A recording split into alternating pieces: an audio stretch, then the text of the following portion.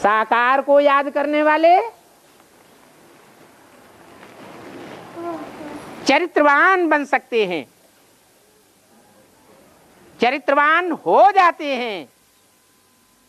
और बिंदु को याद करने वाले क्षिप्र गति वाले होते हैं, तीव्र पुरुषार्थी तो होते हैं, लेकिन चरित्रवान देवता नहीं बन पाते।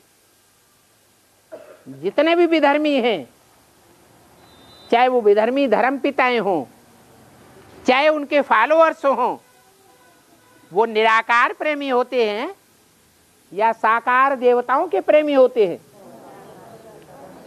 निराकार प्रेमी होते हैं तो अंत में ज्ञान लेंगे,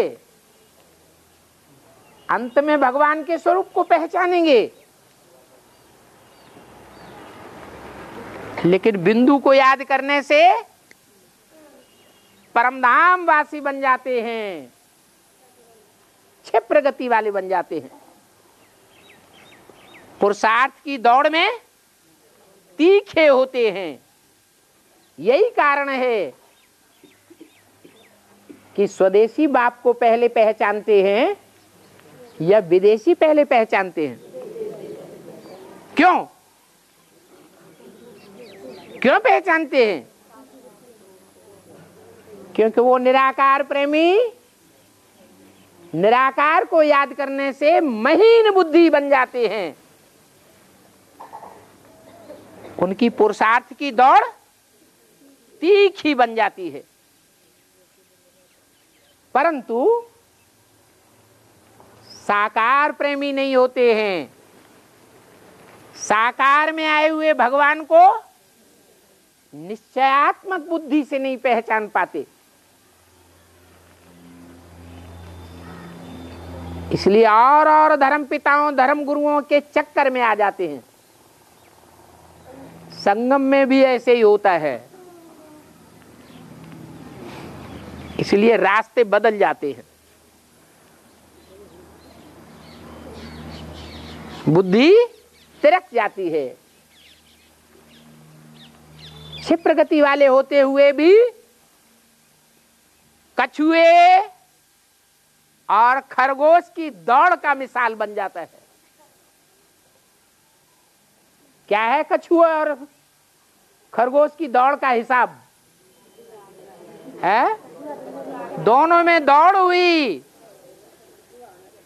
खरगोश दौड़ करके आगे निकल गया, बहुत दूर चला गया। कछुआ की आंखों से ओझल हो गया। कछुआ धीरे धीरे चलता है और खरगोश तेज दौड़ता है। खरगोश को आया अहंकार, अरे ये कछुआ क्या चलेगा, चलो थोड़ी देर आराम कर ले। बस झाड़ी में गया और सो गया। सोया तो सोया ही रह गया। और कछुआ धीमी धीमी चाल चलते चलते आगे निकल गया। तो यही हिसाब है। माताएं साकार उपासी होती हैं, गोपिकाएं साकार की ज्यादा महिमा करती थी या उद्धव की तरह निराकार की महिमा करती थी? साकार की महिमा करती थी। तो साकार उपासी होने के कारण